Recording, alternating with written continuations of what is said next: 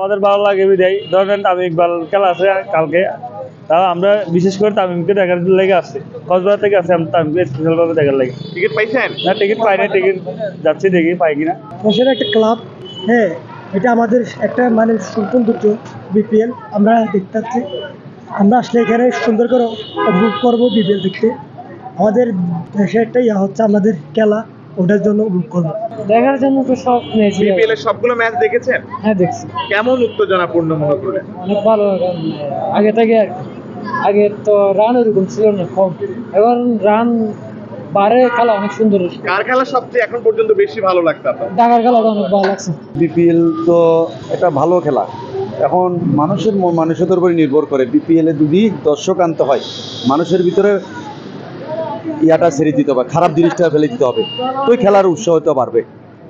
খেলার ভিতরে তো প্রত্যেকটা ডিস্ট্রিক্টের প্লেয়ারে আসতেছে, কিন্তু চট্টগ্রামের জন্য তো আমরা সবসময় শুভকামনা করি। সামনে যে ম্যাচগুলো ভালো হয়েছে, চট্টগ্রামের ম্যাচগুলো অনেক ভালো হয়েছিল, চট্টগ্রামের উইকেটগুলো ভালো। সারা বাংলাদেশের মধ্যে চট্টগ্রাম উইকেটটা কেন ভালো? চট্টগ্রামের উইকেটের গ্রাউন্ডসম্যানগুলো অনেক অ্যাক্টিভ, রান আসে বেশি অন্য অন্য ভেন্যু থেকেও।